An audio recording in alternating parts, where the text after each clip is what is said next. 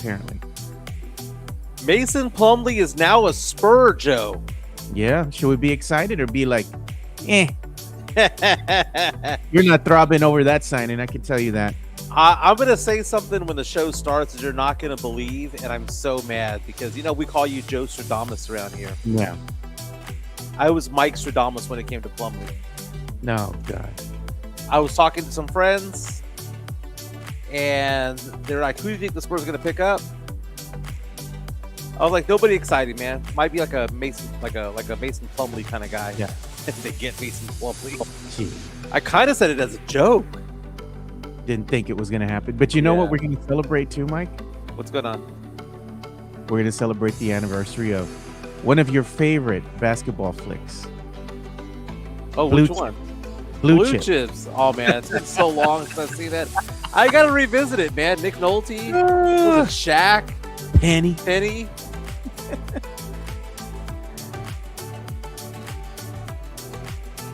We got to show the sticker, man. I got to download that sticker and send it to the chat. That was pretty funny, dude.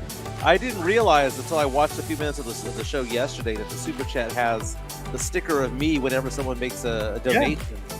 That's funny. That's why I made it. Every time I add something new, everybody gets excited for it.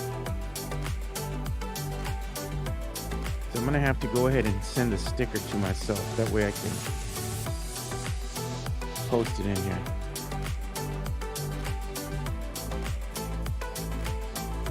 And I gotta put it in the number. Nobody's excited about that, dude. I promise you. Unless you're a simp and you get excited about anything the Spurs do. The Spurs over the top, Joe. Yeah. Area 210, where the dreams don't fade from the river walk nights to the Alamo shade. We rise together through the highs and the lows. Area 210, it's the life that we chose. We're rising together on a Wednesday. My name is Mike Jimenez. That's Joe Garcia. This is the Area 210 podcast powered by P.F. Chang's La Cantera and Hard Rock Cafe San Antonio. It is Wednesday, which means it's Wednesday Wines Day. Half off bottles of champagne, half off bottles of wine every Wednesday, all day at P.F. Chang's La Cantera. Here's the thing, Joe. The Spurs have not played in a week, and I am jonesing, man. I told Chica last night, I was like, babe, they haven't played in a week, and I'm just so frustrated by it all. I want the silver and black back on the TV. I want to go to the games. I'll be at the game in 5 weeks over there in Miami. I'm excited to see the Spurs come back. National televised game tomorrow night against the Phoenix Suns. So the Spurs drought, is going to come to a close. Spurs picked up a player yesterday. And Mike Stradamus was kind of in the house when it came to it all. I'm not proud of it, Joe. Not at all. I'm not patting myself on the back. I'm not taking a victory lap. But Mason Plumlee is now a Spur, the 13-year vet, former first-round draft pick from 13 years ago, 7-footer. The guy is basically just a body, Joe. And a lot of Spurs fans out there last night were all excited. Hey, you know what? We're rallying the troops. We're replacing Sohan. But, Joe, I saw this pickup, and I thought to myself, I'd rather have Sohan than this dude. You weren't. And I'm not a Sohan fan at all, but I'd rather have Sohan than Mason Plumlee. No, Mike, say it ain't so, dude. Dude, it's not an apology for him. It's just, come on, man. That's the whole point of dropping Sohan and getting nothing for him was to do a 10-day contract on Mason Plumlee, who's only played a handful of games. We talk crap about how Sohan can't shoot the three. Mason Plumlee, statistically, for his career, is a 3.9% shooter from three. 3.9%. Joe, if they put you and me in basketball shorts on the Frost Bank Center floor, I'm pretty sure we could get at least 4% from three. 4. That's 2 out of 50. I'm pretty sure we could maybe, heave one in, Joe. But it's so funny what's going on with the NBA right now. Lots going on with the NBA. Talk about tanking. There's talking about load management. Mark Cuban coming out and sticking his head up his ass, talking about what's wrong with the game, and it's not even what everyone's talking about. He's talking like that priest who was there saying that it's too expensive. Yeah, that is a problem. But on the levels of things that are problems with the NBA, that's probably 2 or 3 or 4. We got to get into the Chris Paul situation, man. Chris Paul retired recently, had some very kind words to say about his time in San Antonio. So we're going to see a video from that. Part of our media share. Thank you to Tony Ornalis for alerting us to this video. So we have a lot to get into today. We'll be talking about the NFL as well. The tags are kind of coming on in. There's a report about who the Cowboys might be trading this offseason or dumping on this offseason. Lots to get into the NFL, lots to get into the NBA. And then tomorrow, Joe, I'm excited about this. Tomorrow, The Iron Claw comes out on Netflix. The Iron Claw. Great movie, Joe. We had the Von Erich brothers, the sons, on our show about a year ago when the movie just came out. A great movie. It's going to be on Netflix, so we'll talk about some of these movies that are coming up. But Joe, how you doing today, my man? Doing good. You know, I was going to show everybody something that I did because I was trying to sign into all this stuff. I had to sign out of everything because of this fiasco with YouTube yesterday, right? And we weren't the only ones having the issue. So I cleared out everything from the computer, make sure it wasn't the computer. And then I go on social media and then I see that a lot of other people are having the issue with YouTube, much like we were experiencing. So it wasn't just us, but I did make the sticker. I think this is my best creation yet. Ole, ole, stupid. The controversy that was that whole jingle made, Joe, because it's not like we are contrived sports talk radio. A lot of sports talk radio that you see on local, national levels are very contrived. They talk about it before. You take this side, I take this side. And it's so fake, Joe. They tried to make me do that at San Antonio Sports Star back in the day, and I was like, no, I'm not going to play that.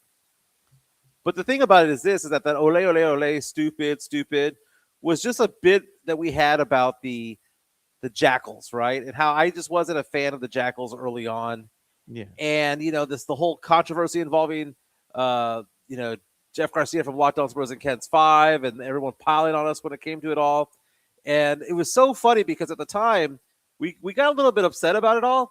But now it's a moment that we actually celebrate now. Because that was a great bit, Joe. That was a great bit. And you know what? Because people got so mad, you know that we were onto something, Joe.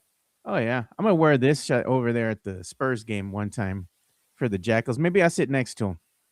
Who's going to come with me? Matt Gomez, Sam Salinas, and we can do our own chant. Ole, ole, ole, ole, stupid. And are we going to get into the controversy involving SAFC versus the Jackals?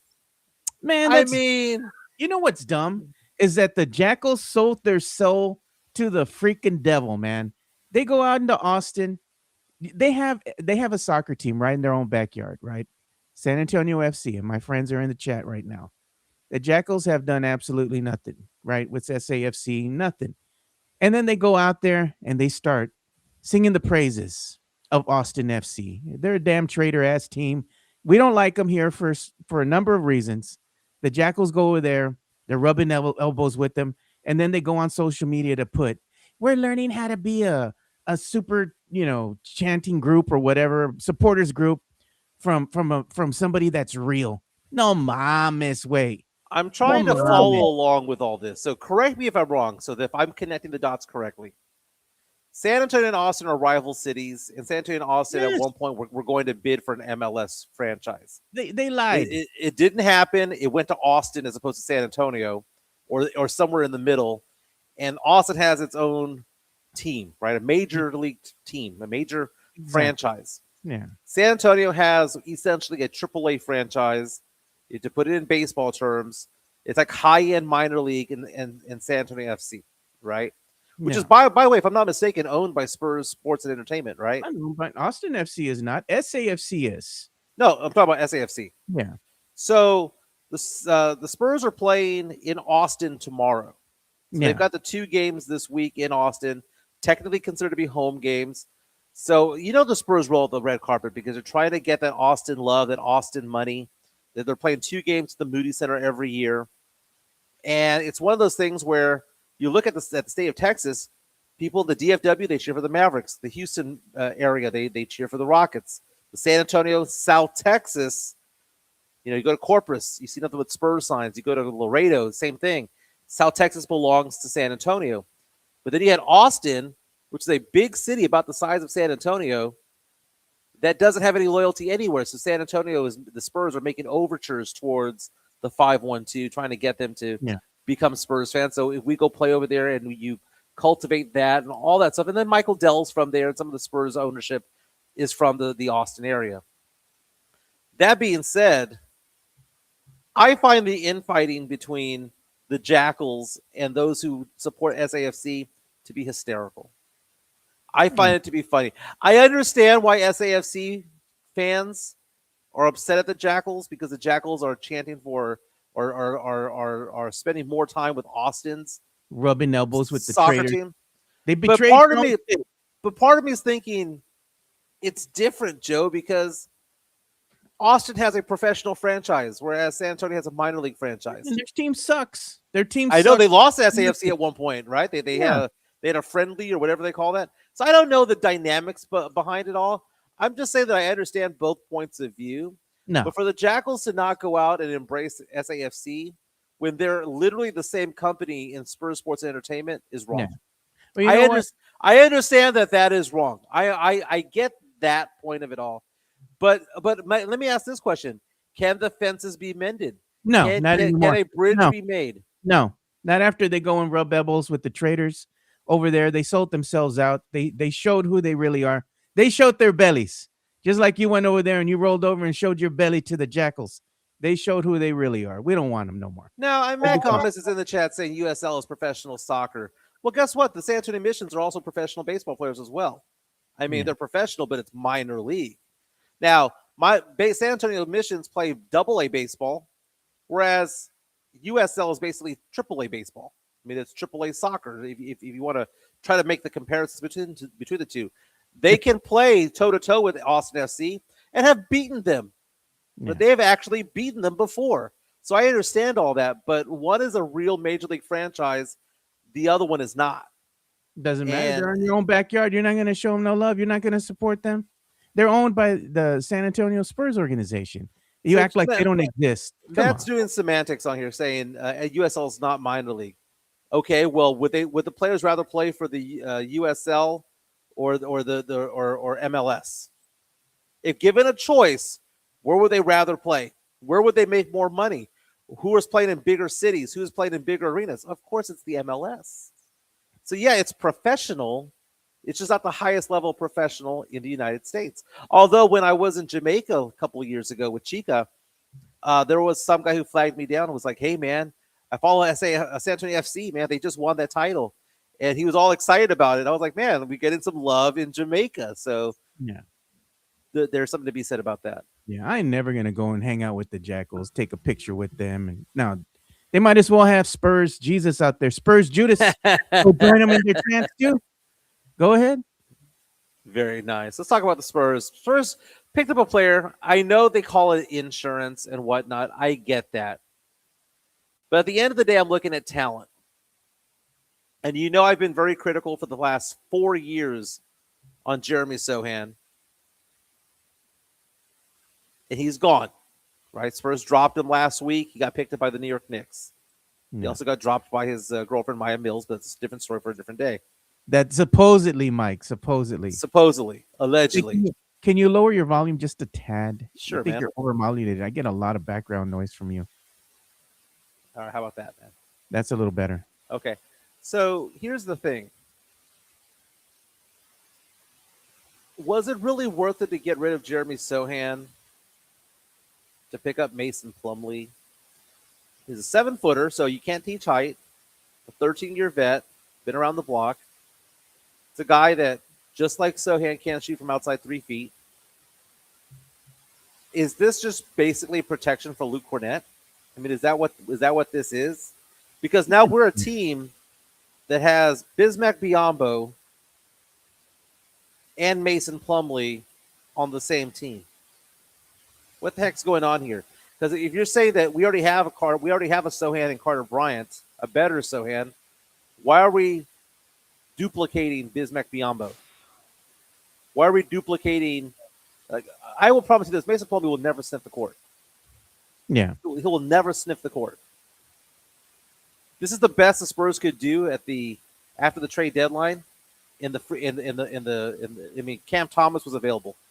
You couldn't have rolled out the red carpet for Cam Thomas. You're telling me that of all the players that were available, this was the one that the Spurs front office thought to themselves, you know what? This is the guy we need to get. We need to get this guy who can't shoot outside 5 feet. We need to get this guy who's not even close to a stretch 4. We need to What's get his this shooting guy. percentage? We need to get this guy who's only played a handful of games this year. What's your shooting percentage from beyond the arc? Like 2 of 51? 2 of 51 for his career, man. That's the first thing I looked at. I was like, wait a minute. Mason Plumlee can't shoot. No, bro. I mean, He's the just guy gonna is be there to old. get fouls. He's gonna be there. They're gonna tell him, "Hey, man, you know what we need out of you? We need 3 hard fouls. Go out there and do it." He's played for. I mean, he played for Brooklyn. He played for Portland. He played for Denver, Detroit, Charlotte, L.A., Phoenix, Charlotte again. He's been around the block. He's played for 7 teams. He's only played 14 games this year. The guy has a high shooting percentage. You know why it's a high shooting percentage, Joe? Because it's all putbacks. Yeah. You put Right this guy underneath outside the 3 basket. feet. This guy outside 3 feet. He's worthless. I mean, just a body, man. dude. Just a body. Turner Analysis saying Cam Thomas would be another added guard. He's a scorer, though, man. And it's a scorer's league, is what I'm saying. I How would many say that he would minutes have do you think he's started, gonna but it's a play? scorer's league. You think he's gonna sniff the court in those 10 days? No. Not at all, dude. Not at all. I mean, Biombo will get on the court faster than this guy. I forgot what his number is gonna be. It's gonna be like 40 something. Or I remember seeing somewhere around there that his number's gonna be like 40 something. Do you just get a Mason Plumlee jersey with the number on it and just put "gone" on the back? Gone. Gone. Which, by the way, it's so funny. I was on Facebook Marketplace today, and I found the first thing that I saw on there was a Spurs jersey number 2, and I was like, okay, which one is it? Is it Harper or Kawhi? It was Kawhi. It was a legit jersey. Guess how much they were asking for it? $2. $20. Yeah. Joe, I mean, come on. Are we supposed to be excited about a Mason Plumlee signing? No, Signing? absolutely not. But the Spurs Simps will tell you otherwise. Oh, we need him out there. You know, he's a good rebounder. He's going to be good. He's going to be an enforcer in the paint and this and that. No, mamas, bro. He has to go out there and actually get some minutes. He probably won't even sniff the court, man. No, man. Not going to play at all. 10 days? And what are they going to do after 10 days? They're going to cut him? Are they going to go ahead and re-sign him again? So the way that works is, if I'm not mistaken, you can sign somebody to a 10-day contract twice. And if you want to keep him after the second time, you have to keep him for the rest of the year. Yep. So the Spurs, still have money to spend, if I'm not mistaken, in the free agency market if somebody gets, dropped or whatever the case may be. One of the players that did get dropped and ultimately retired was Chris Paul, CP3, who played with the Spurs last season, who mentored Stephon Castle. It's interesting, man, because he just got ditched, and I understand what's going on. You look at what LeBron James is doing right now at the end of his career, being celebrated for the illustrious career that he had. Chris Paul may not have the rings in his resume, but he is considered to be one of the greatest point guards of all time. Easily top 5 point guard of all time, just based on talent. Chris Paul just got dumped by his team, the last team being the Clippers. And it's a sad story because, the Spurs didn't want to re-sign him because we had Castle and we're going off and getting Harper and all that stuff. I understand all that. But he mentored Castle no different than he mentored Shai Gilgeous-Alexander. The problem with Chris Paul was that he could not help himself from talking. Yeah. And he talks like a leader, but if you're going to be a leader in the NBA, you have to play like a leader. And the fact of the matter is that CP3, after 20 years in the NBA, just didn't have it anymore. And no one wants to listen to somebody who can't back it up on the court. And look at this, man. We have Hanover Fist coming in there, always trying to throw shade at us. Biombo had a 10-day fools and fate killers. You always complain about the Spurs moves, then flip-flop once it actually works out. That Mason Plumlee signing is going to be really good. Yeah. Sometimes, like I said, the simps tell on themselves, man. Case in point.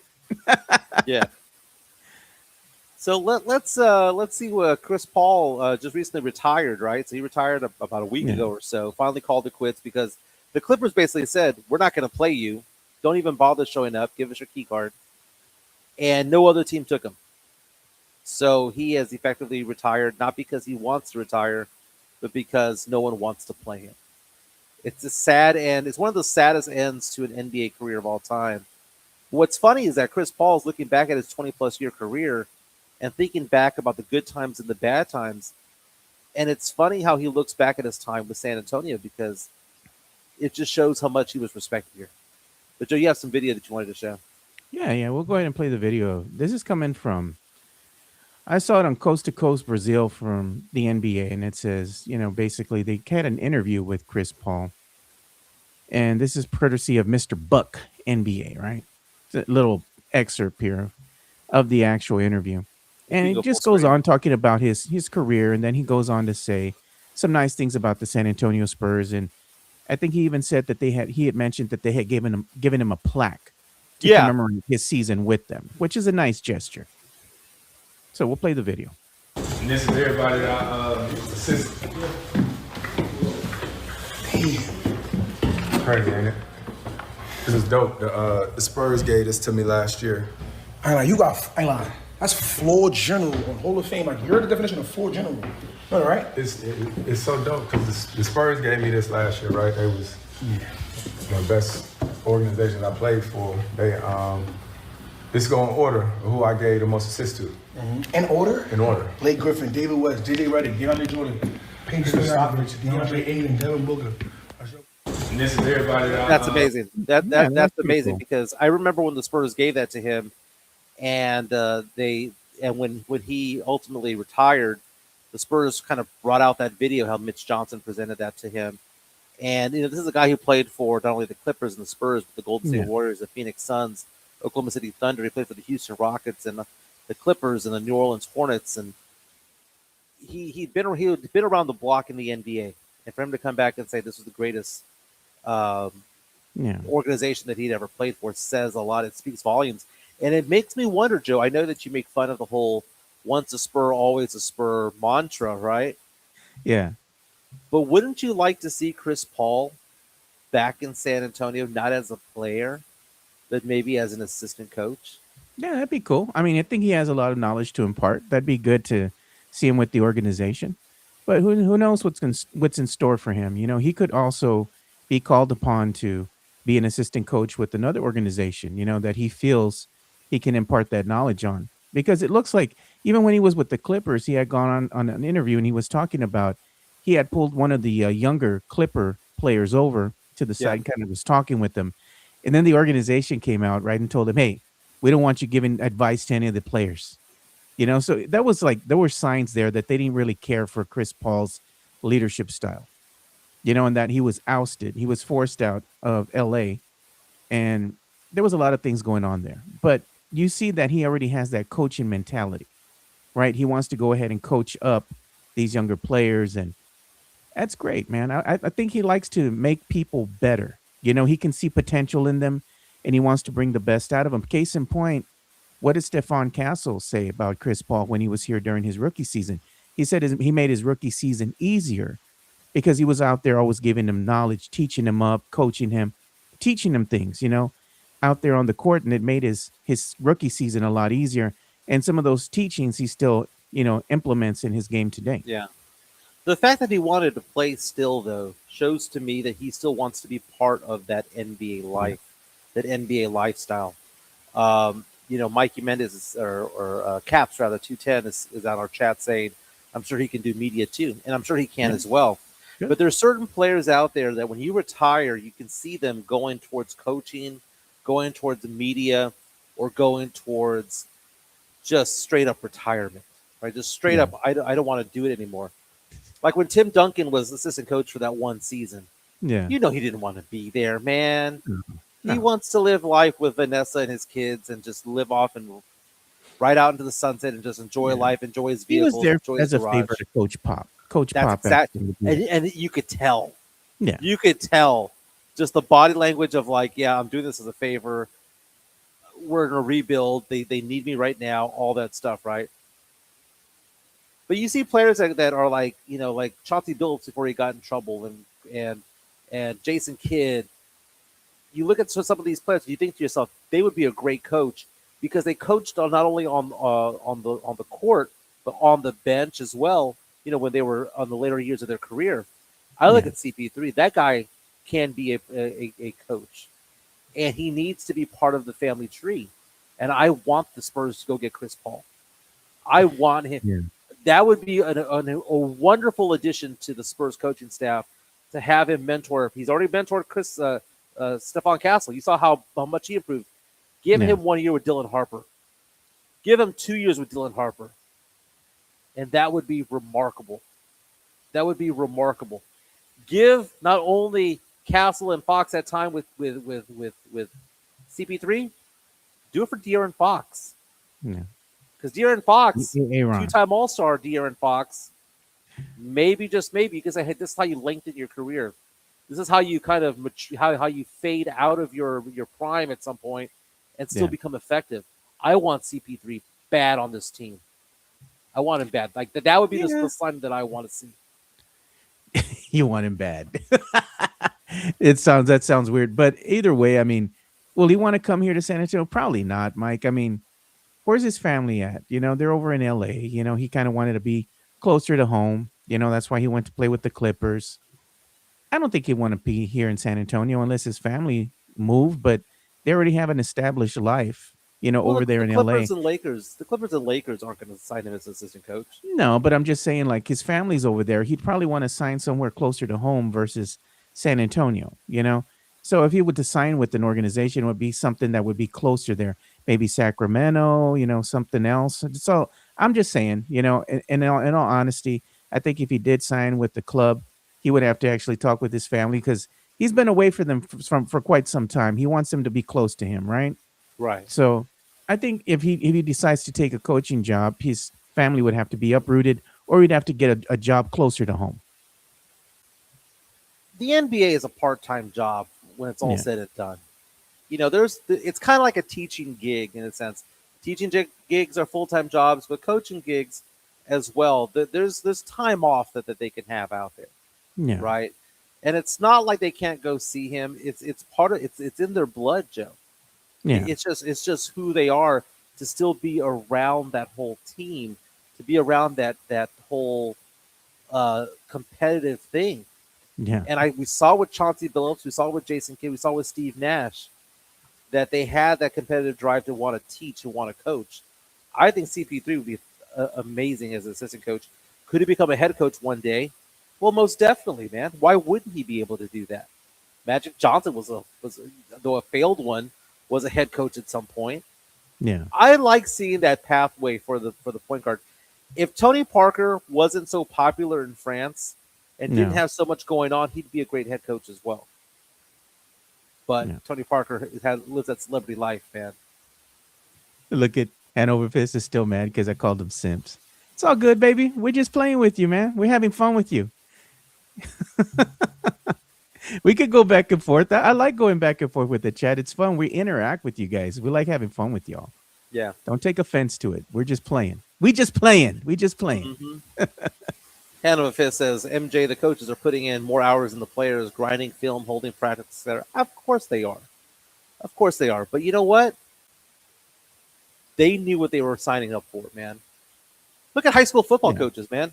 High school football coaches from basically June through January eat, sleep, and breathe football. I have a client of mine who's a high school football coach, right? He Yeah. probably puts in 80 hours a week. Man, Like that's a it lot. just never ends. His wife knows that when summer camp starts, she's not going to see him until after Christmas. She knows that. If they make an extended playoff run, it's going to be a while until she sees her husband again, right? So it's kind of interesting. Like, kiss the kids goodbye. We're gone for Yeah. 6 months. That's the life they live. Tony Ornalis. I'm never offended, but some people are. No, Tony, I ain't offended by you either, bro. I was playing with you yesterday too. He didn't know if I was serious or I'm just kidding with him. I'm kidding with you.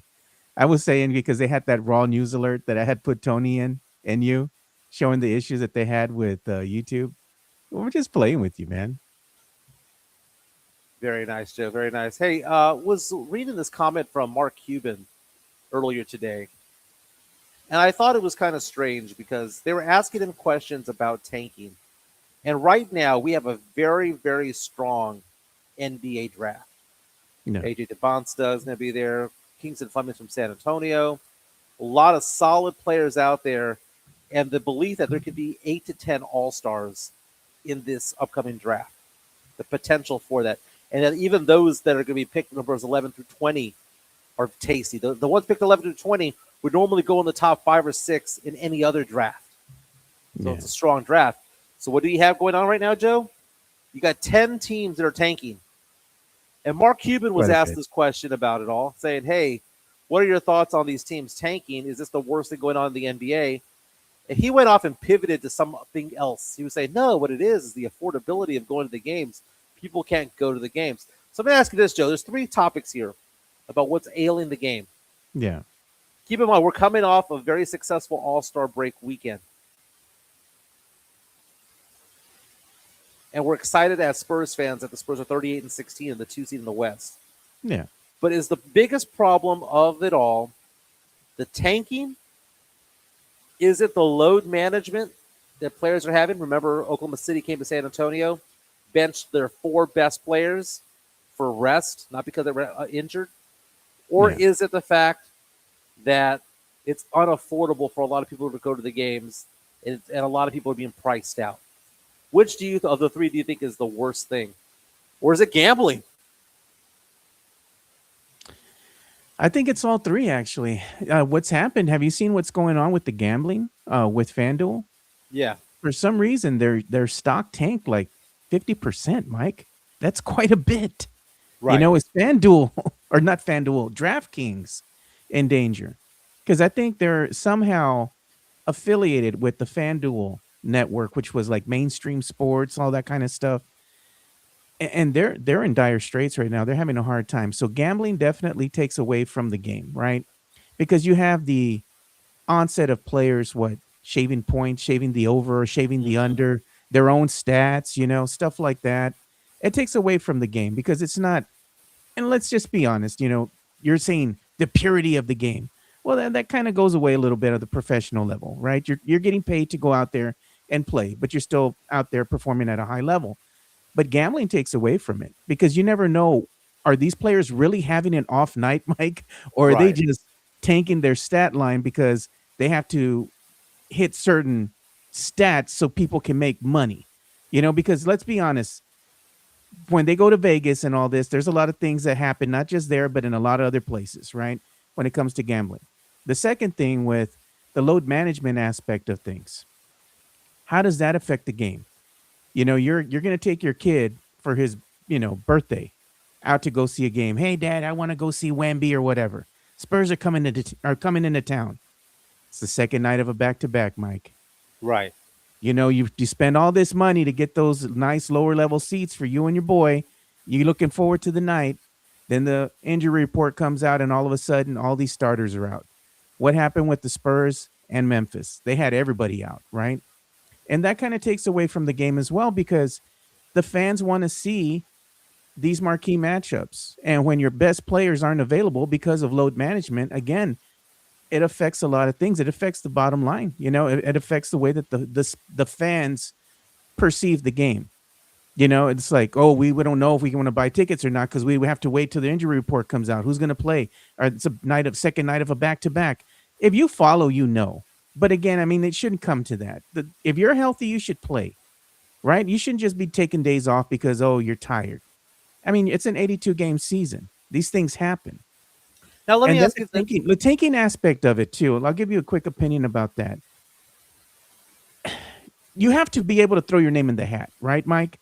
So you have to tank in order to try to throw your name in the hat to see, hey, maybe we get lucky and we get that number 1 pick. But tanking doesn't always help either. You can tank and tank and tank, and you don't even get into the top 5. So, I mean, it's kind of all for naught. You have a wasted season, and you didn't get the outcome that you wanted. So all these things hurt the game. Joe, let me ask you this question. Our good friend Eric Salinas, who we followed on Twitter as well, he's a big Spurs fan as well, was saying that load management is needed, his opinion, because he says that NBA players exert more energy than those in the 80s, 90s, and early 2000s. That the players are faster, stronger, doing more, playing multiple positions. Yeah. Because when I read that, I thought to myself, Eric, I love you like crazy, dude. You're a nice guy and all that stuff. But I'm sorry, man. They don't get beaten up like they did back in the 80s and 90s. Personal opinion, I don't think that they're exerting any more energy than the guys did back in the 90s. I just don't see it. What do you think, Jeff? It was different times. You know, the game was more physical in the 80s, right? 90s. And then as you get into the late 90s, early 2000s, started making some changes for the better to go ahead and have longevity for the players, right? I get all the rule changes and all that. But it's different times now. I mean, if you're going to go ahead and make load management a part of the process here, maybe you should look into playing less games. Maybe that'll cull it, but they don't want to do that because why? It's all about the money, Mike. The NBA has agreements with these television networks to stream, you know, for streaming rights and whatnot. And if they shorten the season, then what? They're not going to get paid as much money. And that can't happen because they have revenue sharing with these teams. I think the tanking is overblown and overrated. So right now, the worst team in the NBA is Sacramento. Sacramento has a 12-44 record. They've lost 14 in a row. Yeah. Then again, Sacramento also sucks because you see the anger from DeMar DeRozan on the sidelines right there. He's tired of losing. They're not trying to tank. They just outright suck, right? Yeah. The decline was quick after Aaron left. De'Aaron Fox, right? Right. The Washington Wizards have the second worst record, but they've only lost 6 out of 10. So that means they're 4-6 in the last 10 games. New Orleans and Indiana have the third and fourth worst record in the league, but they're 5-5, both of them in the last 10 games. So if 2, 3, and 4 are tanking, why do they go 4-6, 5-5, 5-5? I think it's overblown. Now you're seeing teams like Brooklyn and Utah lose 7 out of 10 games. Dallas has lost 9 out of 10, lost 9 in a row. In fact, Memphis has lost 4 in a row. They've lost 8 out of 10. But there are teams out there like Charlotte. They're trying to win. There are teams out there. I mean, Charlotte's 9-1 in the last 10 games, including a win over the Spurs. The Clippers are trying to win games. They've won 6 out of 10 games. Spurs right now are holding on to Atlanta's pick. Atlanta right now is 26-30. Spurs would have the number 11 pick in the draft if all things fell to form and the season were to end today. Is tanking an issue? It happens. But do you know why it happens? It happens whenever there's somebody to get. The Spurs tanked for Wemby. The Spurs tanked for Duncan. And we were lucky both times. So it would be hypocritical. Tank, but when they do, they get top picks, right? It would be hypocritical to say that we shouldn't see these other teams tank because we did it. We played Sohan at point guard. And that was Coach Pop, man. They say Coach Pop doesn't tank. We're built, not brought. You can't say that anymore. The Spurs were actively tanking. You can even go back and arguably go into the Tim Duncan era, right? They were tanking that year with freaking Dominique, dude, to get Tim Duncan. David Robinson was back from injury in February, and they didn't bring him back. He said, no. You sit on down the bench. We don't want you. Stay at home. We got this guy from Wake Forest, and we have an eye out. He's 6'11". He's really good, right? He's fundamentally sound. But so for us to be out here saying, no, tanking was wrong when we've done it, and I hate Spurs fan who says, we didn't do that, man. We just got lucky with the ping pong balls. Yeah. The Sohan experiment was not tanking. No, man, come on. It was. But you look at it right now, just because you tank doesn't mean that you're going to win it. Dallas won last year the 1% chance of getting the number 1 overall pick. They got Cooper Flagg out of it. You look at Detroit. Detroit was the worst record, had the worst record for so long, and the Spurs were always picking ahead of them. The Spurs won the lottery to get Wemby, won the lottery to get Castle, won the lottery to get Dylan Harper. There's luck involved in all of this, so tanking doesn't always work. Look at the NFL, Joe. The NFL does it by record. By record. No one complains about the NFL when it comes to tanking. We know what's going on. We know that if you're trying to get a quarterback and you need to slide to a 3-14 record, that's just what you do. It goes on in the NFL. It goes on in all sports except for maybe baseball, because baseball's so crazy when it comes to how the draft works. Your Saints were tanking too, man. Up until they won 3 of the last 4 games, I'm like, what the hell happened? As long as they get Jeremiah Love. Dun, dun, Oh dun, dun, God. dun, dun, dun. And look, The idea Frank about City. Look what he says. Just because you yeah, tank doesn't necessarily mean you get the top pick. It's part of the process. Yeah, that's what I was saying. Like you tank so you can throw your name in the hat, right? Doesn't mean that you're going to get the top pick, but it guarantees you that what? Hopefully you get that top 5 or you get that number 1, break in through the 10, top 10, something. and the idea that that all players should go free agent and there Yeah. should be no draft. What happens to all the picks that were stockpiled by the Spurs if the NBA were? Imagine if the NBA were to do that. They were getting rid of the lottery. All rookies are free agents. So Yeah. DeBonsta, who says that he wants to play for the Spurs, you can sign with the Spurs if you want. That's not going to work either, especially since Hmm. some teams have stockpiles of picks. Why would they be screwed over? So I think that's fantasy land. The idea that it's unaffordable to go to games is a deal, Joe, but I don't think it's the biggest deal when it comes to it all. I think a bigger deal is having all the streaming services that you have to watch to go catch a game. That is something Yeah. that's I think is a bigger deal because not everybody's going to go to the Frost Bank Center. No. That priest who was like, I'm against the new arena because I can't afford to go to games. Well, it's not No about you, nonsense. dude. That preacher man shaking you down every at least 3-4 times during the service. Take from the to collection give money. plate. Yeah, come on, dude. I can't go. I can't Kidding, afford to go. kidding. You know what? I bet you that preacher man spending more money at the strip club or over there at the bar. Oh, Come on, man. come on. That cocaine ain't gonna buy itself, bro. Come on. So, I don't know, man. The gambling aspect of it all is bigger than I wanted it to be. The whole Aspire conspiracy with Oh, yeah. Kawhi Leonard, bigger than I thought it was going to be. There's an undercurrent of badness going on in the NBA, and right now, we're not paying much attention to it. You know why?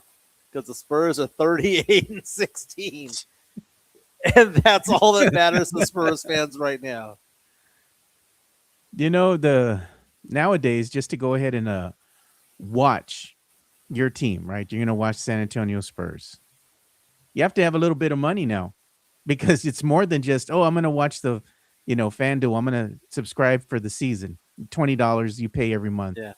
Now it's like, okay, now you have to get Amazon Prime.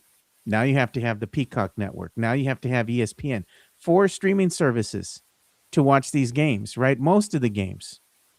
And of course, if you're a fan of the NBA, you're going to be able to watch other games as well and watch these other teams play. But it's getting ridiculous, man. Like, at what point do you just say, you know what? You're just going to have to get one streaming service or 2 and be like, if the game's on there, good. If it's not, I ain't watching it. Turn on the radio. Like we go to the days of old, Mike, where we weren't going to pay $60 to watch one single game, Spurs versus Lakers, like back in the Paragon cable days, where every game you had to pay to watch. That was ridiculous.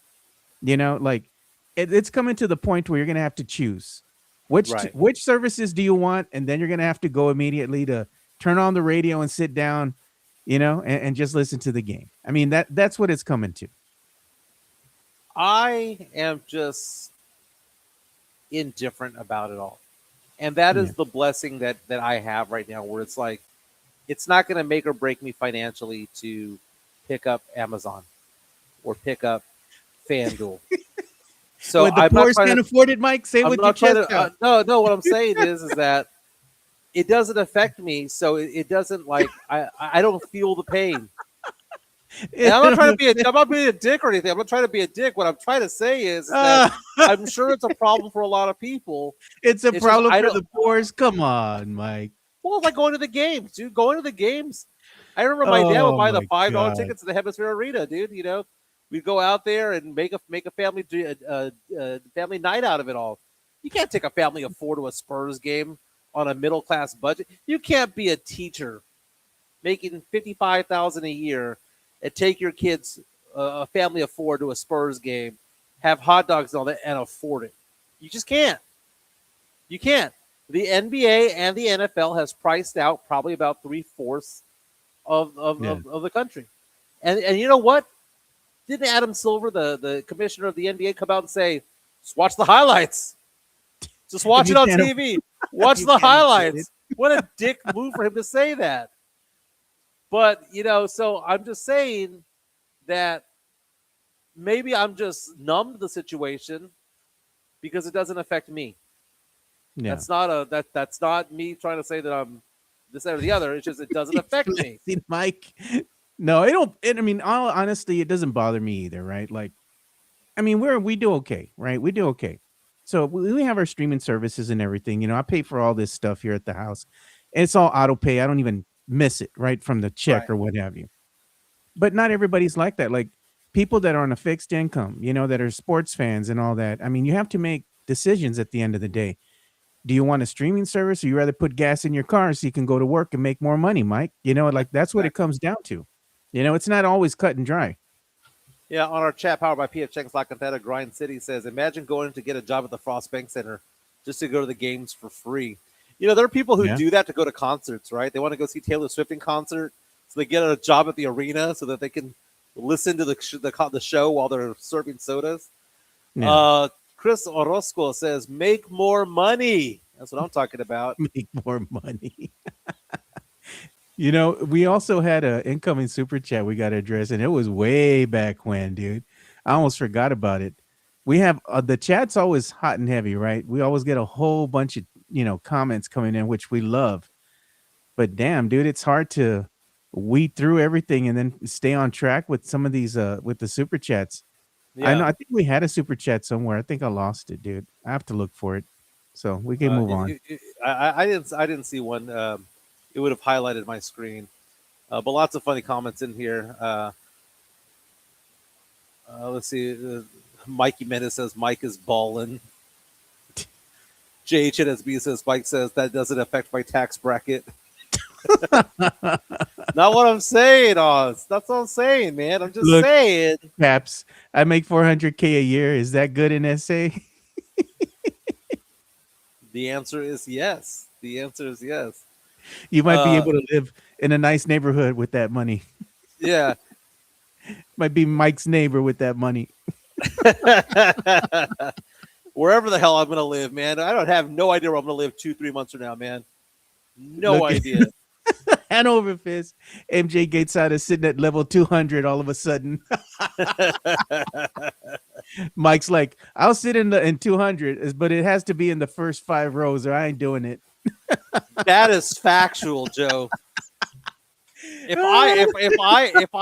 I get a nosebleed, or if I get winded going up the stairs to the Frost Bank Center, I better be in the first 3 rows, not even the first 5. You're not going to be 3 rows of the 200s. You're not going to be up against the wall, Mike. No. It's funny because Chica wants to go to the game in Miami, so we're going to Miami in a couple of months, actually in May, and it just so happens that the Spurs are playing there. And she was like, "Let's go." She wants to go visit her daughter. So I call her my daughter. She's my stepdaughter, but she's my daughter, right? She's in residency over there in Miami. So Chica's like, I want to go visit her sometime in March. Pick the days, and I just picked the days that the Spurs are playing over there. Hint, hint. So I'm like, Chica, you and I can go to the game. So she's like, yeah, I'll go to the game with you. Cool. Well, now her mom wants to go. Now her daughter wants to go. And now I'm thinking to myself, how much money do I need to make this month to make this happen? Because I'm sure the seats in Miami are not cheap. And Chica don't play in the 200s, man.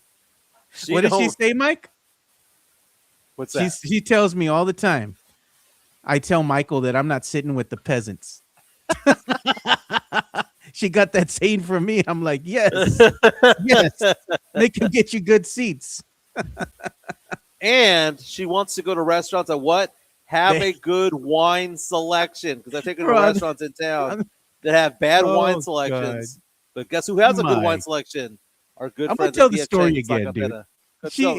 Chica, she was so mad that day, dude. She went and DM'd me on Facebook, and she goes, Joe, guess where Michael took me? I'm like, where?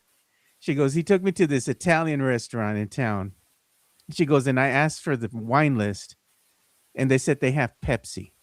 She says, oh, I go, okay. And she goes, I asked if they have Diet Pepsi, and she says, they said, we have Pepsi.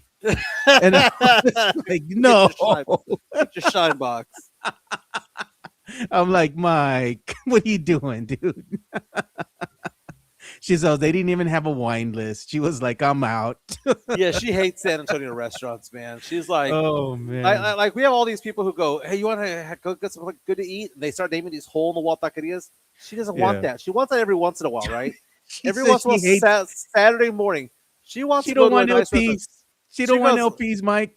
she goes, I work hard. I work my ass off as a dental hygienist. Oh. I'm not going to a hole in the wall taqueria on the south side. Is what she's saying. She wants to go to a nice restaurant that has good margaritas and that has good alcohol or alcoholic beverages, man. It's just Look at Joy-Con. Mike took Chica to Olive Garden. That's Getcho. gotcha. I've taken her to Olive Garden before. Oh, Hey, don't Gotcho, diss dude. Caparelli's, man.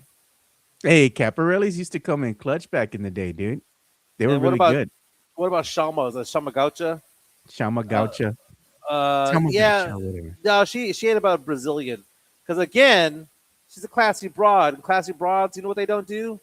They don't gorge themselves with food. Okay? She wants to have a nice little plate of food with a couple of good drinks in her. She doesn't want to have she doesn't want to flip a card that goes red, don't bring me food. Green, bring me food. I'll take some of that chicken, take No some of the sausage, ponchos? take some of the steak. No ponchos lifting the little flag? Getting your sopapilla? Mario Cavazos says, take her to Michelin star restaurants. That's what I'm talking about. Jeez. All the rich people go to Capitol Grill, MJ. I've only been there once. I took her to the Pizza Hut lunch buffet. You know what she would say if we did that to her, Mike? She would say, Yeah. that's gross.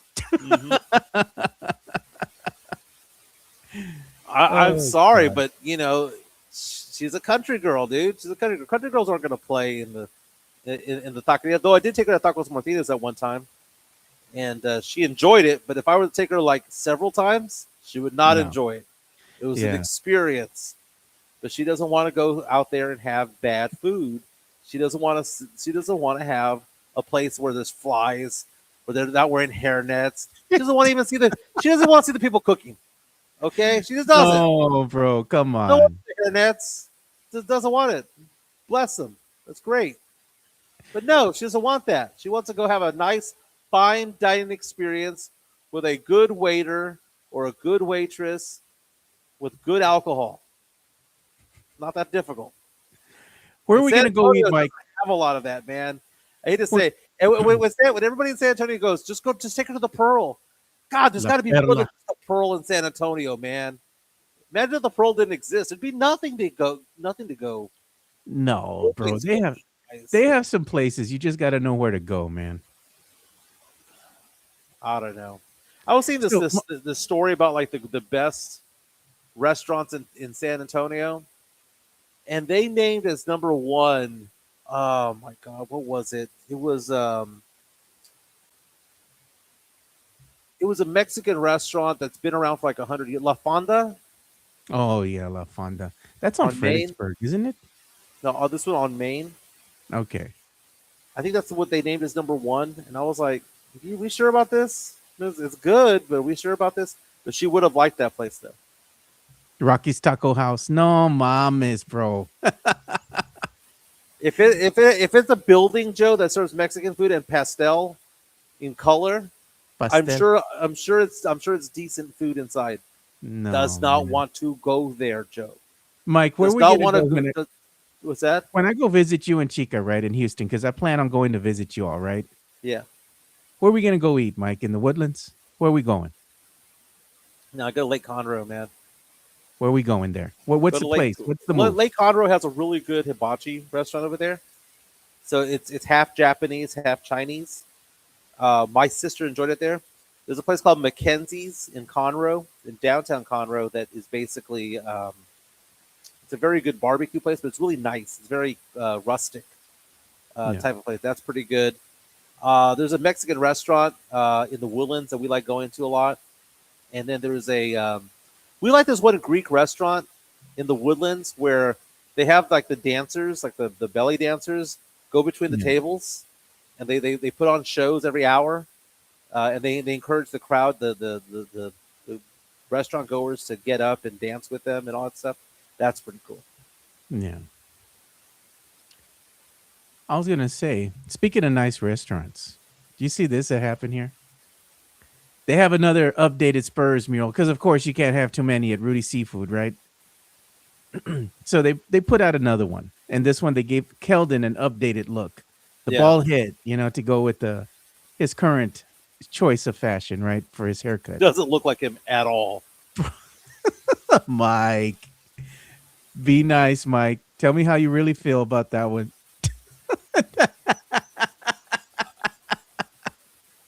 It's so bad. Oh, Mike. I mean, I like the sentiment. Looks nothing like him, dude.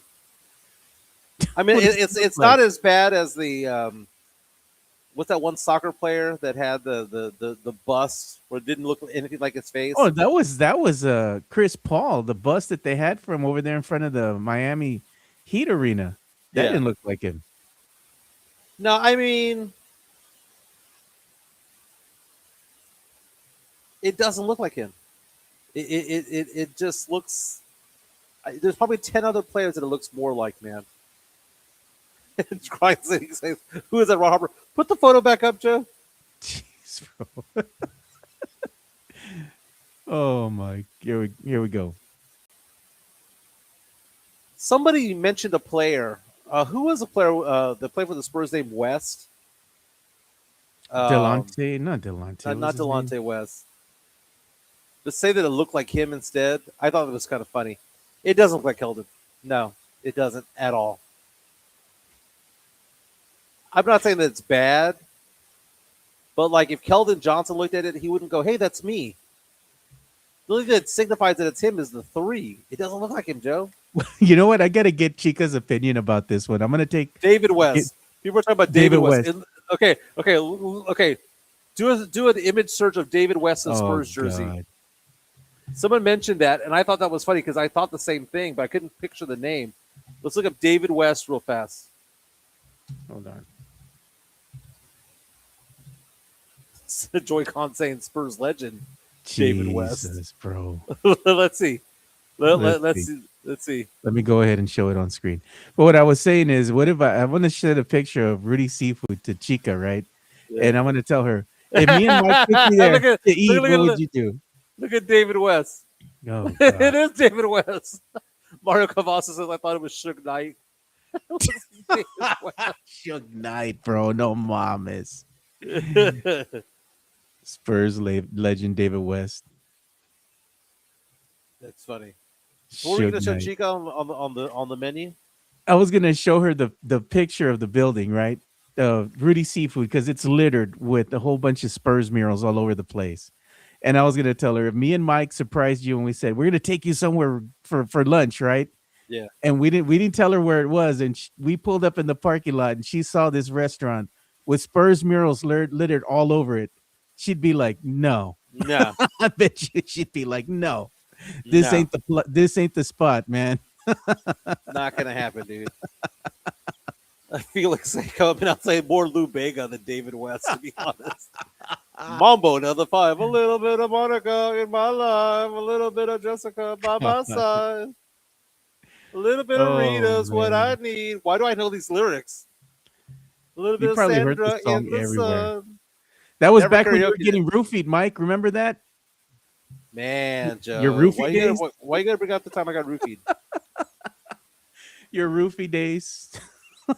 Getting roofied on the Riverwalk at polyesters. God, you remember the whole thing, man. I'll never forget that story, dude. That had me dead, dude. I was like, do go on, do tell, Mike. All right, man. It was Halloween weekend too when that all happened, man. Yeah, Oh, you know Halloween what? weekend. Halloween weekend. I want to say the year was 2003. So at the time I was 26 years old, and I remember I went with my ex-wife, it was Gabby's mom, and it was the first time I had brought together my friends from high school with my friends from work at KBB, and we met up at Polyesters.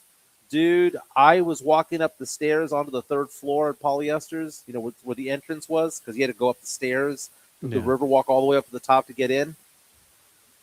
And I didn't want to go in, man. I sensed an evil presence in there. I didn't want to be there. Oh I my was like, god. man, I remember I told people this. I sense the presence of evil in the building. It's weird. And we go inside, and I remember sitting at a couch and thinking to myself, I'm just not going to move from here because there's evil all around me. I just don't know why I feel this way.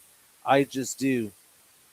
And finally, they kept on. My friends were like, "Dude, we came out here to hang out with you, and you're just sitting there on the couch, not even drinking. You got to go do something."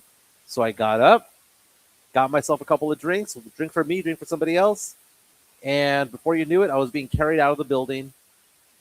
Two of my friends also got their drinks spiked as well. One had to get his stomach pumped. The other one threw it up. I threw it up as well, so we didn't have to deal with that. And then I got into a fight with the general manager uh, a week later, a shouting match with him because I got charged $700 on my credit card that night. I bought Jeez. one round of drinks, a round of like 2 or 3 drinks. I charged $700, and they said they accused me of being drunk, and they accused me of all of the stuff. And I was telling them I got roofied out here, and I don't know. About 2 weeks later, the general manager who I got into a shouting match with got murdered, and I Jeez. reported on his murder for KBB. I did a live shot in front of his apartment, not knowing that it was him. Man, good times. Polyesters back in the day.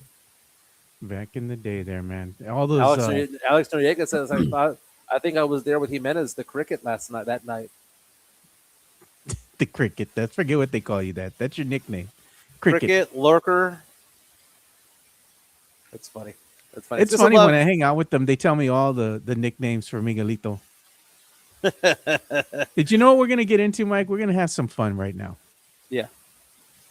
We're gonna celebrate an anniversary here coming up, right? From one of the best basketball movies ever made. Well, And you know that what? would be Blue Chips. We should give what's called love to one of our sponsors before we go. No, that's what I was going to tell you. I was going to say Okay. I was going to give love, and then we're going to come back and talk about it. So who are we going to give love to? We can go ahead and give love to Hard Rock, or you want to give love to PF Chang's first? PF Chang says it's Wednesday, baby. Half off bottles of champagne and wine. All right, let's do it. PF Chang's La Cantera, San Antonio's premier destination for dinner, date night, or happy hour. Enjoy one of their signature dishes, such as the Singapore street noodles, sesame chicken, or Chang's spicy chicken, or their infamous Chang's chicken lettuce wraps, which are delicious, by the way. You can enjoy all this while you're dining in an Asian-inspired atmosphere. And make sure to enjoy the new outdoor patio and try some of PF Chang's signature cocktails and drinks during happy hour, Monday through Friday from 3 to 6 p.m. PF Chang's La Cantera is a proud sponsor of the Area 210 podcast.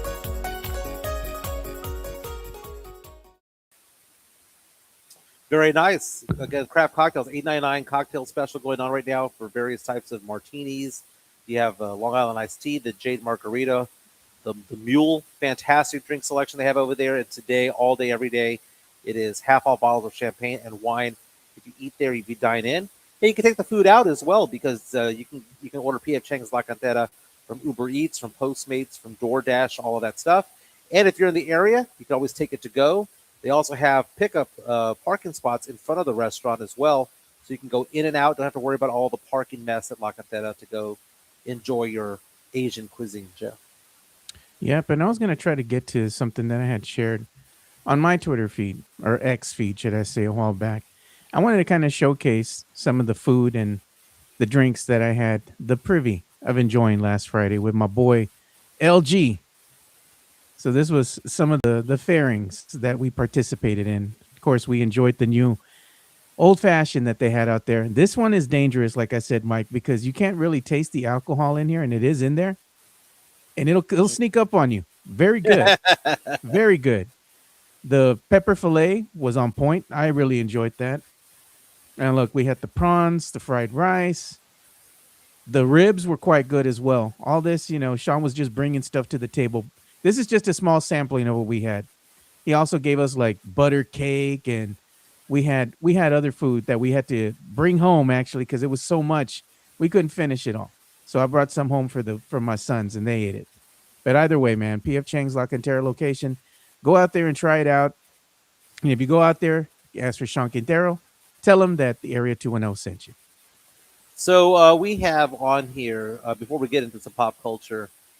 Mexican Junior asking if we're excited about the Ronda Rousey Gina Carano fight that got announced over Announced. this Yeah. week. Um, God, Rousey's hasn't been a thing for over a decade, man. Yeah. I mean, I'll watch it. It's going to be in May. It's going to be on Netflix. But I don't know, man. I'll watch it. I'll be excited for it and all that stuff. But isn't Ronda Rousey kind of past her prime? Isn't Yeah, she Carano kind is. of past her prime as well? They both haven't fought in quite some time, and Carano has been an actress, over the Yeah. last 10 years or so. And Rousey has been too. Rossi, Rossi has too, but basically, Carino has been more active as an actress than Rossi has. Rossi's just been kind of laying low, and I suspect that money might be the motivation behind everything. You know, You think? I think it might be, man. Them taxes ain't gonna pay themselves, brother. You got to go out and make more money. So, I mean, sure, the allure of money is probably what's bringing them both out here of retirement to put on an exhibition fight.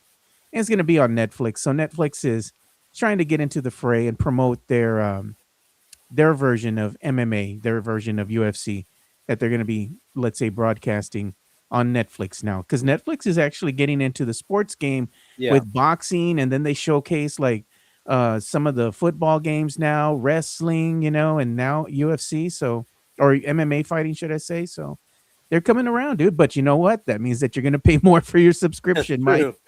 Got to make more money. JHNSP is asking if we're excited about Ryan Garcia against Mario Barrios. Mario Barrios Yeah, from I San am. Antonio. I am actually. Why do I feel like this is not going to be living up to its billing? Why do I think that Mario Barrios is going to beat the living crap out of Ryan Garcia and just He make should. easy work out of him?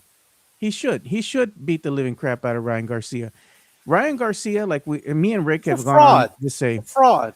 he has all the natural ability, right? When it comes to what he can do out there as a fighter, but it's all between the years, dude. That's exactly what I was going to He's say. got some major mental issues. And mental health is a big thing, right? Like take care of yourself. But with Ryan, you just never know what version of him you're gonna get. He's too inconsistent. He's a big wild card. I put my money on Barrios all day, every day, dude. He's gonna go out there and he Just should destroy handle him. business. Yeah, It's he not should. destroy him. You know, Mario Barrios is a real fighter. He's legit. Like he lives, breathes, and dies for the sport. Yeah. I think Garcia just does it because he likes it. He likes the fame. He likes the money. Wants the attention. Yeah. Likes the attention more than anything else. All right, you want to talk pop culture, Joe? So tell me Yeah. about what's going on in your world, man.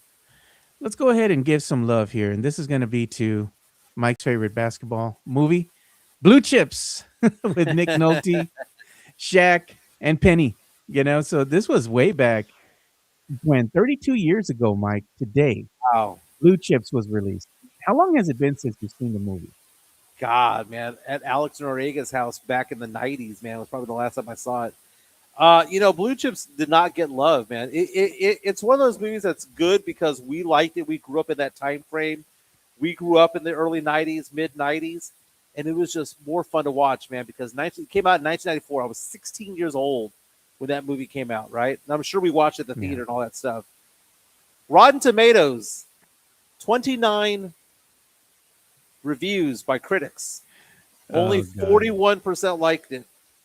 More than 5,000 people who watched the movie. Just 51% liked this movie.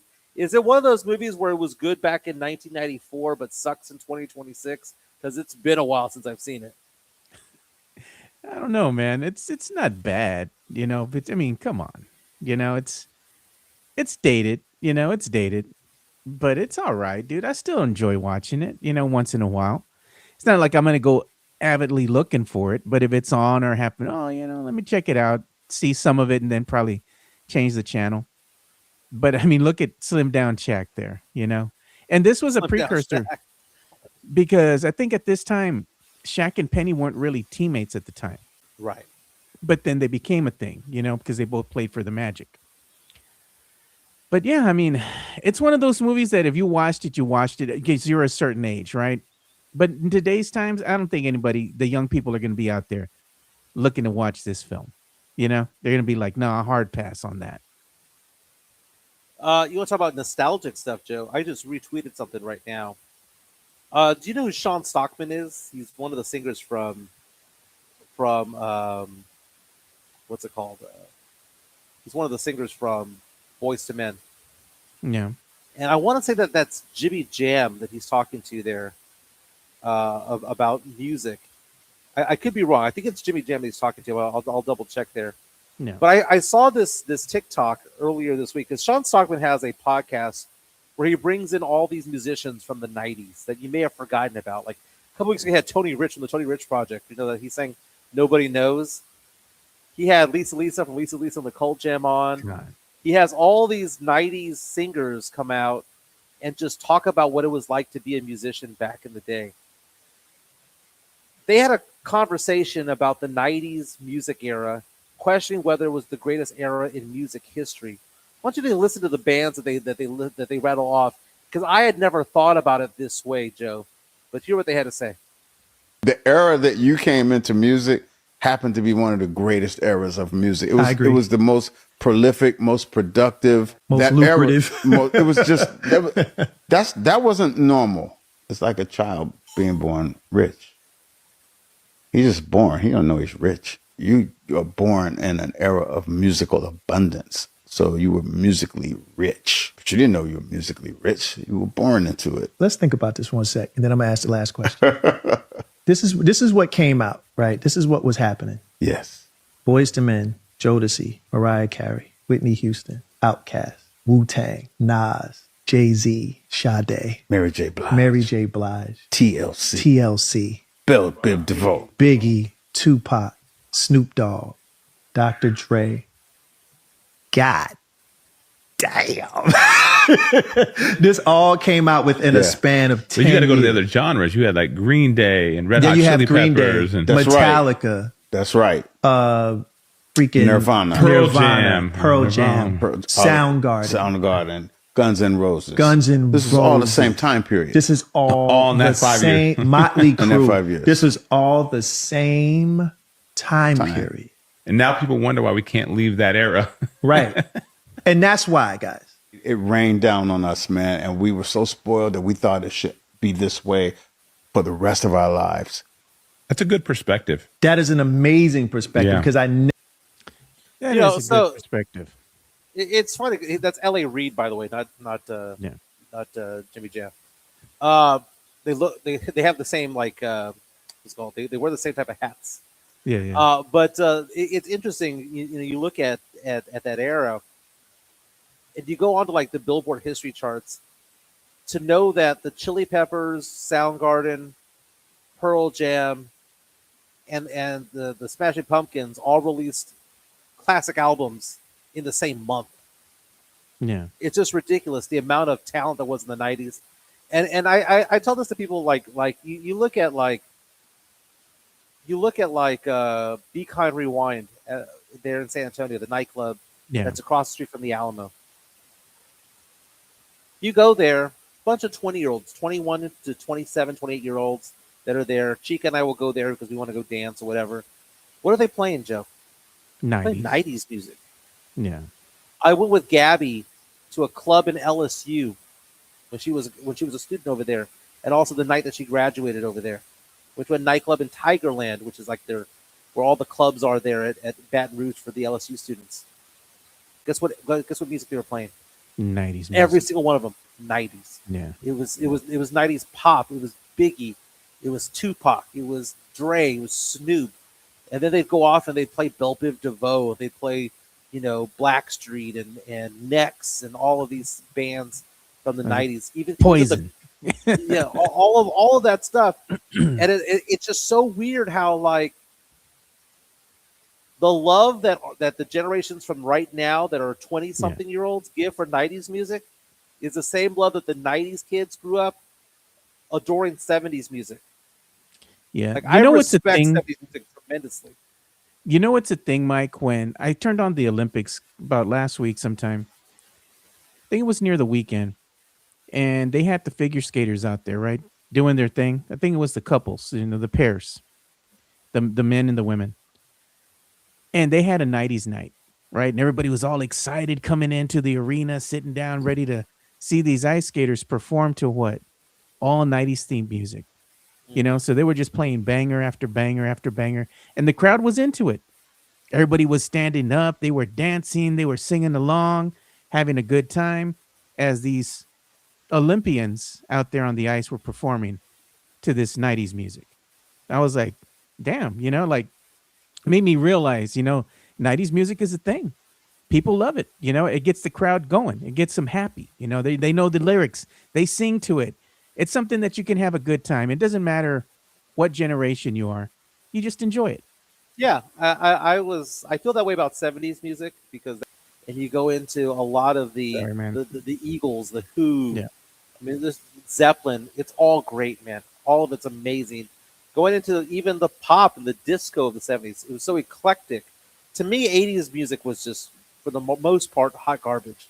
There was a lot of there's some bands I love. I mean, I love Prince, and there are some gems in there. But comparing the 80s music to 70s music, I'm sorry, the 70s music trumps it big time. Comparing Yeah. 90s music to 80s music, 90s music kills it. And it just, we haven't had that great run yet of brand new music because the music industry has changed. The taste has changed. Yeah. I was watching an interview yesterday with Ludacris, right? You know the rapper Ludacris, right? Yeah, yeah. So Ludacris, who also became an actor in the Fast and Furious movies as well, had a really big hit song when he first came out, right? But do you know what he was doing while he was trying to record his first album? What? He was a DJ at a radio station. Hmm. Not a DJ as in like spitting tunes at a club. He was actually a DJ for a radio station, and ultimately he made a song that he asked his friends who are DJs all around the country, can you just play the song once or twice? And it caught on fire, Joe. And he ended up getting a record deal out of it. There you go. You're going to come watch Ludacris at the Stock Show and Rodeo? Oh, nice. Luda. You bring dude, Chica? Chica would be all about that, dude. She Yeah, I loves know. 90s Because, music. yeah, exactly. I was going to say you should take her. You all should go out there and enjoy it. This is something that. What's Your Fantasy was a song, by the way, that he had made that he got his friends to play at their radio stations. Yeah, look at this. This is by Felix Ayala, right? It looks like they're from Puerto Rico. So welcome to the stream. We appreciate you. It's a new name I haven't seen before. They're saying record stores charged $20 per CDs 30 years ago and sold billions of records. Like Do the math. $40 now. Yeah, you know what's funny about this? I think it was Eminem that has some type of documentary that came out. I believe it was on the Paramount network. And they were talking about this very thing, how there used to be a network and somebody had put out here, I think it was Hand Over Fist, that was talking about Napster and all that kind of stuff, the Napster revolution. And this is exactly what they were talking about. It was a very interesting documentary. I got to find the name of it so I can send it to you, Mike, because what they were talking about is how all this music used to get released before it came out, right? On Napster and all these LimeWire and all these other streaming services And or completely ruined file computers, sharing too. services. Yeah. Yeah. So somebody that would work for one of the biggest companies in the nation where they would press the CDs, right?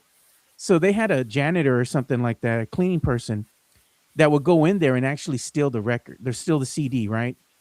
Before it was released. So they would get that CD and then they would take it to these guys that were part of these big underground networks, right? With the Napsters and LimeWires and all that. And they were in like competition with one another. Like each team wanted to be the one that released it first, right? So they would have this CD and then they would rip the songs and then they would put them out there into the ether for everybody to download. And it would say the team that released it, right? It would have them somewhere in the when you would download that music, it would say their name there somewhere, right? When you would download the album. And it was just interesting how they would actually get these discs out and then give it to these teams, right? Eventually they would get caught, they got found out and whatnot. And they show what happens to these guys that were the underground, stealing music and putting it out there on the internet.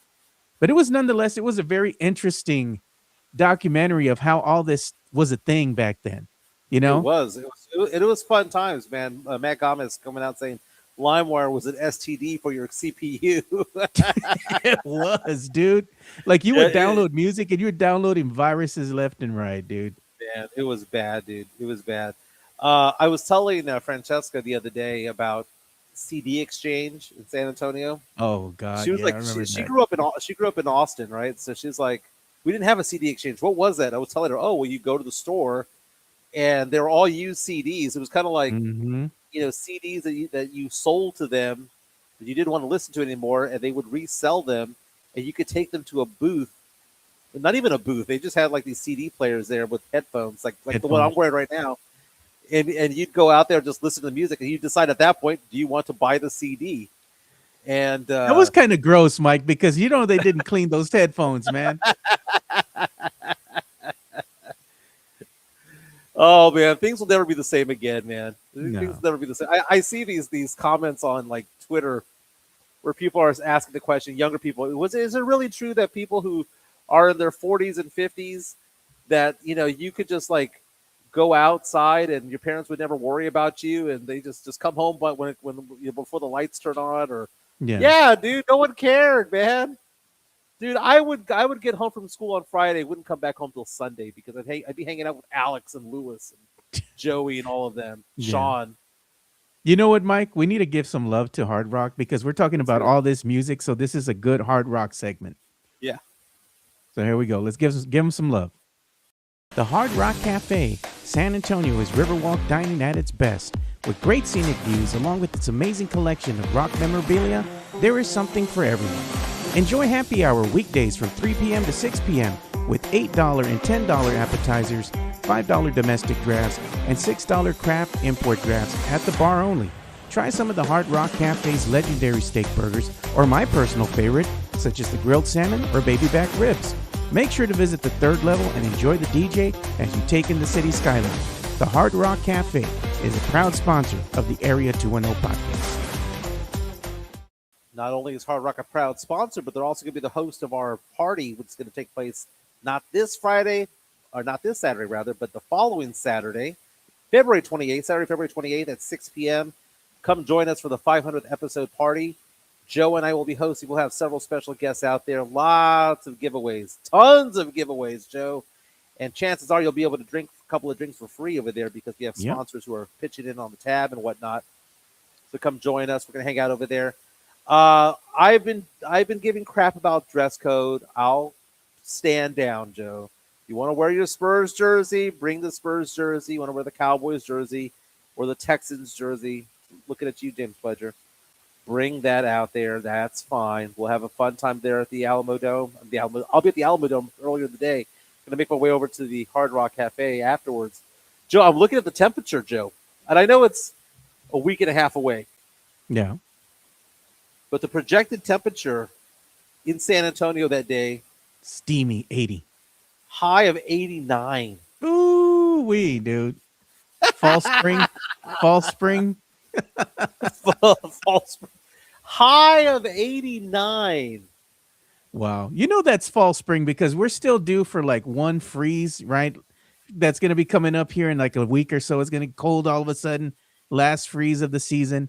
Yeah. And there's still going to be a couple of mornings where the temperature is going to dip in like the 40s or something like that. Maybe in the high 30s. And then it's going to get hot from the rest of the year on out, all the way up until December, Mario Cavazos reaches out to us and says, I'll dress nice just for you, Miguelito. Bring your wifey so she can hang out with my wifey. I think they get along, actually. Yeah. Hey, if you're going to wear your chanclas, make sure you all clean your feet first. We don't want that black foot. Joe, I got my feet did the other day, man. Ooh, man, I had one nice little pedicure the other day. That's what we got to do as a prize for something in the next few months or so. Go get a pedi with Mike and Joe. I don't like pedis, dude. I don't have nobody touching my feet, man. No, you got to take care of your feet, man. No, man. I'll punch cheese him in the grater face. out, Don't just- touch me. Just get the cheese grater out. Just take off all this dead skin. Come on, man. No, I'm Make fine. it happen. I'm fine. Mario I says he's mean, never but- got a pedicure in his entire life. It is a. I want to say what I want to say, but I'm going to tone it down a little bit. But it's amazing. God. It is worth it, worth it. And I'm pissed off that I didn't get any pedicures in my 20s and 30s, man. This is like a recent thing, last 3 or 4 years. Yeah. It's amazing. You know what we forgot to do? And I'm going to give love to this too, because You were telling me Joe signed the apology for me. That Wemby's 50-point game. That was like a 2024 way. No mames. Yeah, I mean, No. This Again, this was a game. This was by the great. the great David Robinson, who had who recorded the last quadruple double in NBA history. 34, 10, 10, and 10. And I was at this game, watching this game. This is the one that I went to where they were playing I think they were playing the Bulls or something like that. yeah, your sound kind of went out there, Joe. Oh, can you hear me now? Yeah, I can hear you now. Yeah, Okay, so the 32 years ago, it was a 34, 10, 10, and 10 game. I say it all the time, Joe. David Robinson's the best basketball player the Spurs have ever had in their entire lives, man. Entire Yeah. franchise history. Not the greatest, because the greatest is Tim Duncan. Not the most dynamic, because that would be that could be Wemby. Not the most flashy, because that's George Gervin. But from a as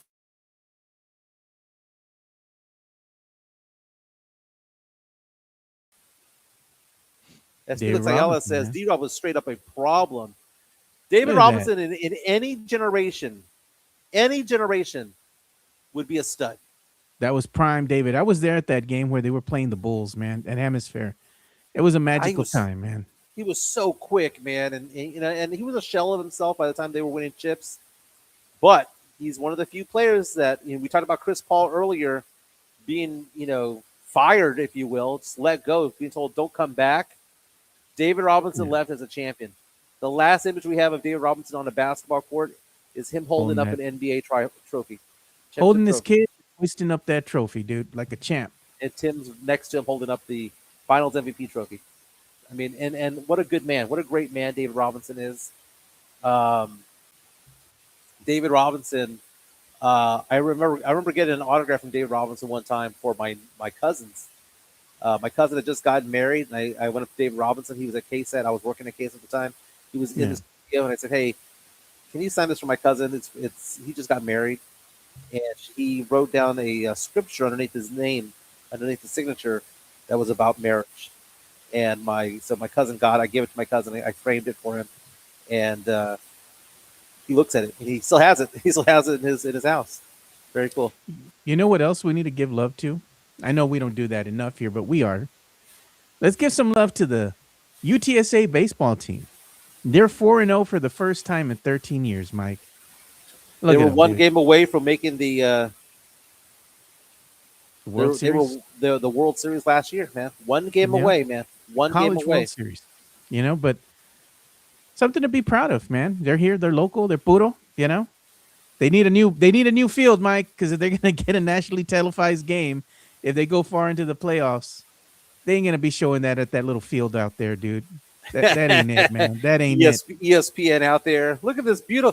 Can you imagine they have the drone flying above the field, and you see that they have no stands. They have enough like it's a little league park. It's gonna be that Joe Pesci meme that you see all over the place, and I'm not gonna repeat every word for word, but he's like, "What the f is this piece of?" That's gonna be the ESPN crew coming to UTSA and seeing that little baseball field they had out there, dude. It's bad, but congratulations nonetheless to UTSA and their baseball program. They're on to good things right now to start the season. Awesome. Well, Joe, and they have their coach, Mike. Who would have thought he would have still been here after the fiasco that was his contract? That's a way of putting it. The fiasco. He got out of his contract because of a typo. Yeah, there was a typo in his contract that voided his contract. That's how stupid, do you have a typo on your contract that has the wrong dates? Like the entire, like it says your contract runs through 2027, and he had one that said it runs out through 2026. There was one point there where they put the wrong digit. He was able to get out of his contract, but they re-upped him. Very, very cool. Joe, I got to go do some yard work, man. I'm going to go load up the lawnmower. Going to go to Chica's mom, my mother-in-law's house. Her house, the yard needs some help, man. She usually keeps the yard very, very well, but the crew that she has that goes out there didn't go. So she hired another crew, and they no-showed her. So I kind of feel bad. So I'm going to get the lawnmower out, the weed eater, and I'm going to edge it all and make it look all pretty. a big yard Nice. too, man. So I've got 2.5 hours to do that, and then I have a client meeting at 3 o'clock. Speaking of client meetings, if you want to be a client of mine, give me a call 210-508-0369. Talking to you, Felix. You're new to the show. 210-508-0369. I do investments and insurances. I've been a financial planner, financial advisor rather, for 20 years, Joe. I've been licensed. 210-508-0369. I got a letter the other day from one of our investment companies saying, congratulations on 20 years. They knew because they saw my license and they saw that the anniversary was coming up. 210-508-0369. If you have questions about investment accounts, rollover accounts, roll over your old 401k, which I did that last night for somebody from East Texas. I did a rollover yesterday. Life insurance. I'm having a life insurance conversation with somebody at 3 o'clock today. Give me a call, 210-508-0369. Sam's Liz asking the question, no riding lawnmower, Mike? I'd be afraid of a riding lawnmower, to be honest with you. But I have my Beats headphones. Gonna put them on. Gonna go up and down the yard. Get some exercise. Look what Greg's saying. You're gonna cut your lawn like the Porsche. Dude, I love mowing the yard, dude. I love mowing the yard. It's my favorite chore. Some people like doing other things, but I like it, dude. Look at Mario Cavazos bringing up one of your old stories. Mike, remember the story when you were cutting your grass and they were stealing your neighbor's house and you had no idea? my computer's about to die. Give me 1 second. I want to bring that one up. God. The tall tales of Miguelito, man. Oh my god. I cannot believe somebody remembers that story. Mario, dude, Jason Minix made fun of me so bad. So I had a house in West Bear County, and it was me and my ex-wife. We lived out there with our kids. Yeah. And one day we had a house that was vacant next door, right? Because they had the tenant that was over there was in the military, and he PCS to a different location. So the house was vacant for a little while, but we had renters there come in and out every once in a while. Middle of the day, I'm mowing the yard, in the front yard, edging it, I'm making it look all nice and pretty. And I see this trailer come up. And I see 3 guys in there, middle of the day. It's like 2 o'clock in the afternoon on a Saturday afternoon. I go and I say hi to everybody over there, and I'm assuming that people are either moving in or whatever the case may be, but I'm not really paying attention. So I'm saying hi to them, all that stuff, and whatever. And what they were doing, Joe, was they were stealing all the appliances inside the house. They stole the refrigerator. They stole the washer and dryer, all while I was mowing the yard in the front yard. And you were saying hi to them. And I'll say hi to them. I was like, hey, man, because when I picture someone stealing, I picture them middle of the night, wearing a mask, wearing gloves. No, they just walked on in and just stole all the crap out of there. I didn't think anything of it. And so then the cops show up and all that stuff. Well, they showed up because I called the person who owned the house. I said, hey, man, your new tenants are there. He goes, what are you talking about? No one's supposed to be going there. And I was like, oh, crap. Well, they have a trailer. And then he shows up and they had stolen everything, right? I'm telling the story to Minix, and Jason Minix's jaw just drops. And that was literally the entire show that they talked about for like the whole day, was how stupid I was to have my neighbor get robbed. And I'm over there grab ass and talking to them. Hey, how's it going, man? Where y'all from? Yeah. You probably helped them load it in the truck too. Do you need some help? I can help you. I was like, bring it out. Okay. You're on the ramp. You're good. You're good. Damn, Mike. You showed them where all the good stuff was, man. Very nice. Felix says PCS, permanent change of station. That's right. Yeah. I was never in the military, but I worked at USAA, so I had to know all the acronyms. Yeah. So I could speak the language when I talk to military people about their finances and things like that. So Or the other, I know you don't bring your pay stub, you bring your LES. Yeah. The other thing is, the other favorite story I like is when you left your dogs out in the torrential downpour. That was an accident, Joe. And they're like, they'll be fine. They're animals. Yeah, my dogs were outside. My daughter had a play that she was going to be in at the school, and the school was right next to my house. So Wasn't I it like a checked. tornado or something that had passed by? I checked the app on the weather app on my phone. It said that it wouldn't rain in my neighborhood till 9 or 10 o'clock at night, and this thing was going to be over by 7. So I thought, oh, I'll be fine. Well, the storm came early. It actually knocked out the electricity to the school, and there was just all this hail just raining down. But I had a huge covered patio, man. The patio was huge. The dogs were fine, but they got wet because it was sideways rain. Because it is what it is, right? I posted a photo of my doggies all wet, and people gave me all this crap about it for years. It's been like 4 years. They're still giving me crap about that. And I just remember going on the radio going, dude, they're animals, man. They'll be fine. At the end of the day, dogs are animals. Yeah. They're supposed to be outside. But what's their like- name now, Mike? Gone. what's their name? Gone. Gone. Chica don't Was- take bad dogs.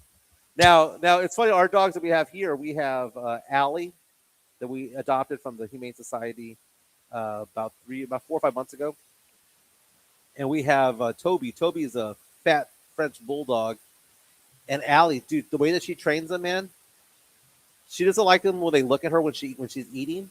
She goes, "Look away," and the dogs go. It's the funniest thing, dude. Listen, she's the alpha. All right, Mike, we're gonna have to call it. Got to get back to work, man. But All right, bro. everybody, I hope you have a great day. Enjoy the day. Be safe out there, and we will see you all tomorrow. We're out of here. Peace out, boys. Very nice, brother. Back tomorrow.